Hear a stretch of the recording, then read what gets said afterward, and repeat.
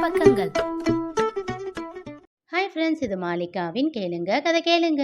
மானஸ் எழுதிய வானவில் நெஞ்சங்கள், அத்தியாயம் 34. உனக்கு ஒரு நியாயம், அவனுக்கு ஒரு நியாயமா?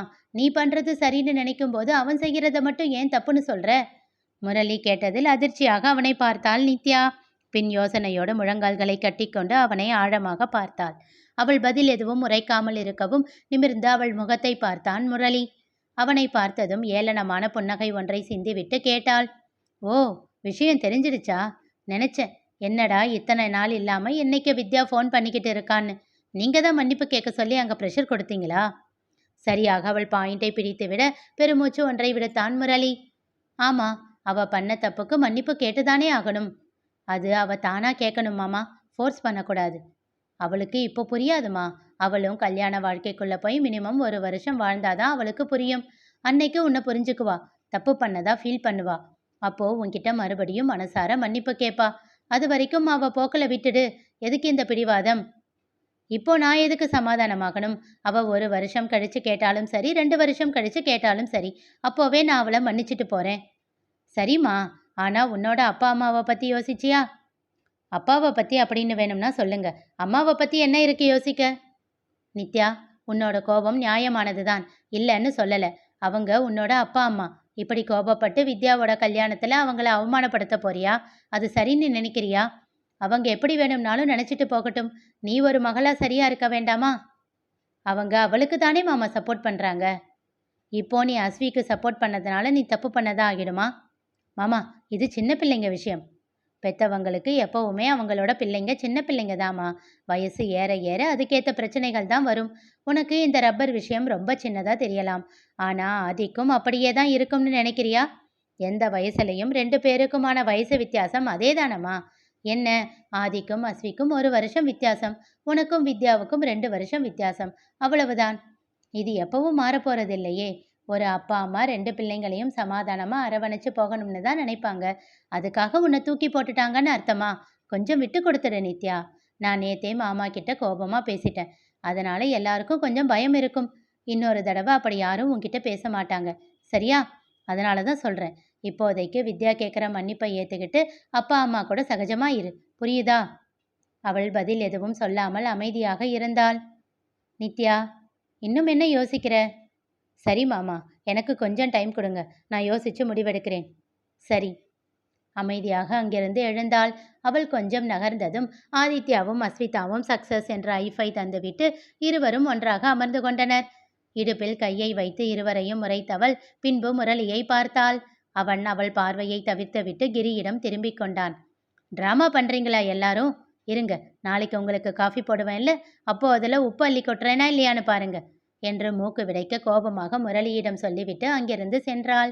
அவள் சமையல் அறைக்குள் நுழைய சத்யா அங்கிருந்து நழுவிவிட முயன்றாள். அவள் கையை அழுத்தமாக பற்றி நிறுத்தியவள், நீங்களும் இதில் கூட்டுதானா என்று கேட்டாள். இதை பாரு நித்யா, பிளான் போட்டது உன்னோட மாமாதான். எனக்கு எதுவுமே தெரியாது. ஏதோ பிளான் பண்ணி இருக்காரு அப்படின்னு மட்டும்தான் தெரியும். என்கிட்ட கோபப்படாத, சொல்லிட்டேன் என்றாள் சத்யா. எதுவும் சொல்லாமல் அவளை அணைத்து கொண்டு அவள் தோளில் முகத்தை புதைத்தாள். என்ன நித்யா, என்ன ஆச்சு என்றாள் பதட்டமாக. மாமா அவங்களுக்காக யோசிக்கிறாரு. ஆனா நம்ம வீட்டை பத்தியும் மாமாவை பத்தியும் எப்படி இறக்கி பேசுறாங்க தெரியுமாக்கா? விடுடா, நெருப்புன்னு சொன்னா சுட்டுடுமா? இப்போன்னு இல்லக்கா, கல்யாணமான நாள்ல இருந்தே அப்படிதான் அம்மா பேசுவாங்க. நான் தான் உங்க யார்கிட்டையும் இதை பத்தியெல்லாம் சொல்லாம அம்மாவை விட்டு கொடுக்க கூடாதுன்னு மறைச்சு வச்சிருந்தேன். ஆனா அவங்க வித்யா முன்னாடி என்னை விட்டு கொடுத்துட்டாங்க இல்லக்கா. அவள் வேதனை சத்யாவிற்கு புரிந்தது. விடுமா, இதையெல்லாம் பெருசா எடுத்துக்காத. இந்த தடவை வித்யாவும் சேர்ந்து பேசுனதுனால தான் எனக்கு கோபம் அதிகமாயிடுச்சு. அதனால தான் உங்களுக்கு எல்லாம் தெரிஞ்சிடுச்சு. அவங்களுக்காக நான் உங்ககிட்ட மன்னிப்பு கேட்டுக்கிறேன். சாரிக்கா. கோபமாக அவளை விலக்கி அவள் முகத்தை பார்த்தாள் சத்யா. என்னக்கா என்றாள் வருத்தம் தோய்ந்த குரலில். நீ நம்ம வீட்டு பொண்ணுன்னு தான் நினைச்சேன். நீ எப்போ அந்த வீட்டு பொண்ணா ஆன? கோபமாக கேட்டுவிட்டு அங்கிருந்து சென்று விட்டாள் சத்யா. மெல்லிய புன்னகை ஒன்று நித்யாவின் இதழில் அரும்பியது. இரவு வித்யா அவளை அழைக்க அழைப்பை ஏற்று பேசினாள் நித்யா. அவள் மன்னிப்பை கேட்க அது மனதளவில் இருந்து வரவில்லை என்று தெரிந்தும் சரி என்று விட்டு கொடுத்து விட்டாள். அதன் பிறகு சாரங்கன் பேசினார். ஆனால் அவர் வார்த்தைகளில் உண்மையிலேயே வருத்தம் இருந்ததைக் கண்டு கொஞ்சம் மனம் இறங்கினாள். சரிப்பா, ஃப்ரீயா விடுங்க, இதை பத்தி இனிமேல் பேச வேண்டாம். பத்திரிக்கை வைக்க எப்போ வீட்டுக்கு வர்றீங்கன்னு எனக்கு ஒரு 2 நாள் முன்னாடியே சொல்லுங்க. ஸ்கூலுக்கு லீவு போட்டுட்டு வீட்லேயே இருக்கேன். இல்லடா, ஞாயிற்றுக்கிழமையா பார்த்து தான் வருவோம். அப்போதானே எல்லாரும் வீட்டில் இருப்பீங்க. அவள் மனம் கொஞ்சம் சந்தோஷப்பட்டது. அவளையும் வேணுவையும் மட்டும் அழைக்க வேண்டும் என்று இல்லாமல் வீட்டில் அனைவருக்கும் மதிப்பு கொடுத்து அவர் பேசியதில் கொஞ்சம் கோபம் தணிந்தது. சரிப்பா என்றாள் சந்தோஷமாக. பெருமூச்சோடு அதை அணைத்துவிட்டு திரும்ப அவள் கண்ணாளன் கைகளை கட்டிக்கொண்டு அவளையே ரசித்து கொண்டிருந்தான். என்ன என்றாள். என் பொண்டாட்டிக்கு கோபம் போயிடுச்சா? கொஞ்சமா. நீங்க எல்லாம் சொல்ல வேண்டியவங்க சொன்னாதானே கேட்பீங்க. புருஷன் பேச்சுக்கு எங்க இங்க மதிப்பு இருக்கு என்றான் கோபமாக. என்றவள் அவனை மேலும் கீழும் பார்த்தாள். என்ன என்றான் அதே கோபத்தோடு. இல்ல, வாய்ஸ்ல அவ்வளோ கோபம் வருது. ஆனா பார்வை வேற மாதிரி இருக்கேன்னு பார்த்தேன். ஏன், எப்படி இருக்கு? திருட்டு பூனையோட பார்வையில் இருக்கு. அவள் அருகில் வந்தான். ஆம், அவள் கூறியது உண்மைதான் என்பதைப் போல் அவளையே விழுங்கும் பார்வை பார்த்து கொண்டிருந்தான். அளவான நெற்றி, நீண்ட விழிகள், அதில் மையிட்டு கொள்ளும் பொழுது இன்னும் அதற்கு அழகை கூட்டியிருந்தது. வளைந்த புருவங்களிடையே மெரூன் கலர் திலக பொட்டு, கூரான நீண்ட நாசி, சிவந்த இதழ்கள், சிவந்த கன்னங்கள், அதில் ஆங்காங்கே தெரித்த 2-3 பருக்கள். அதுவும் கூட அவள் அழகுக்கு அழகை சேர்ப்பதாகத்தான் தோன்றியது அவனுக்கு. காதில் தொங்கும் சிறிய தொங்கல், நெற்றி வகிட்டில் குங்குமம், அடர்த்தியான சுருட்டை முடியை பின்னி முன்பக்கம் விட்டிருந்தாள். காட்டன் புடவையை நேர்த்தியாக கட்டியிருந்தாள். வேலை செய்து களைத்து வந்திருந்ததில் கொஞ்சமாக இறங்கியிருந்தது இடுப்புச் சேலை. அதில் வைத்த கண்ணை விளக்க முடியாமல் பார்த்து கொண்டு நின்றான் வேணு. ஹலோ, என்ன பண்ணிக்கிட்டு இருக்கீங்க? இதுக்கு முன்னே என்னை பார்த்ததே இல்லையா? என்னவோ கண்ணிலேயே என்ன ஸ்கேன் பண்ணிக்கிட்டு இருக்கீங்க. என்ன வேணும்? அவள் பேசிக்கொண்டே இருக்க சட்டேன அவளை இடையோடு இழுத்து தன்புறம் நிறுத்தினான். அதில் அதிர்ந்தவளின் வார்த்தைகள் நின்று போயின. பின் தன்னை சமாளித்து கொண்டவள், என்ன பண்றீங்க என்றாள். நீ இன்னைக்கு ரொம்ப அழகா இருக்க. அப்போ இத்தனை நாள் அழகா இல்லையா? கேட்டு முடித்த நொடி அவள் கன்னத்தில் இதழை பதித்து எடுத்தான். என்ன பண்றீங்க தடுமாறினாள் நித்யா. ஏன், உனக்கு தெரியாதா என்றான் ஹஸ்கி வாய்ஸில் அவள் காதோரத்தில். வர வர நீங்க ரொம்ப மோசம். அடிக்கடி இப்படி கிட்ட வந்தா எப்படி? உன்னை யார் இவ்வளவு அழகா இருக்க சொன்னா என்றான் கிறக்கமான குரலில். அவன் கன்னத்தில் அழுத்தமாக முத்தம் வைத்தவள் அவன் கழுத்தோடு தன் கைகளை மாலையாக கோர்த்து கொண்டாள்.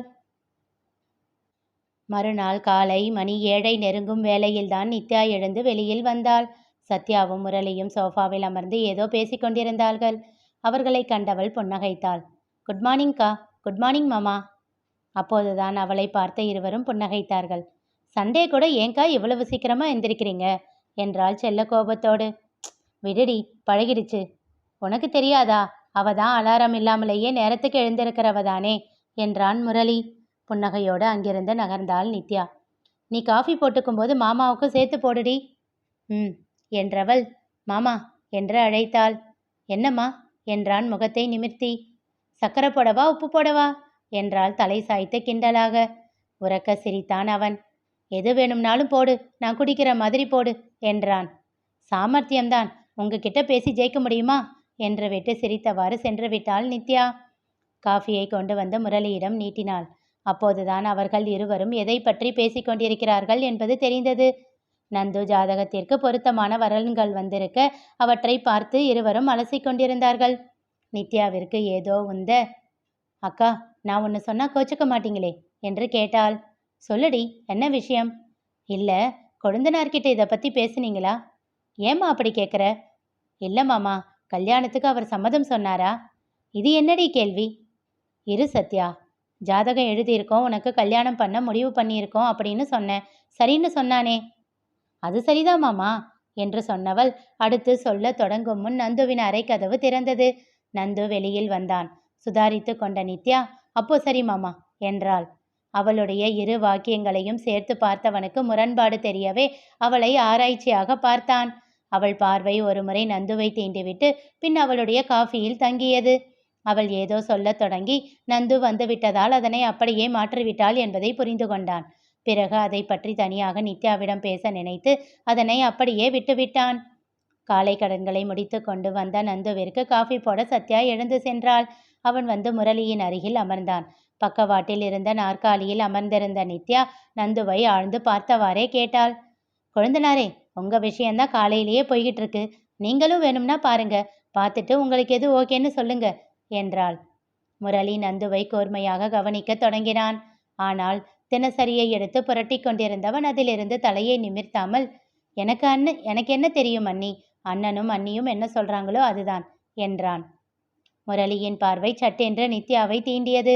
அவள் முகம் ஒரே ஒரு நொடி சினத்தை காட்டியதைப் போல் தோன்றியது. பின் சட்டென்று மாற்றிக்கொண்டு எதுவும் பேசாமல் அமைதியாகி விட்டாள். என்ன நடக்கிறது என்பதை போல் முரளி யோசிக்கத் தொடங்கினான். நந்து பிரியா காதலை முரளி தெரிந்து கொண்டானா?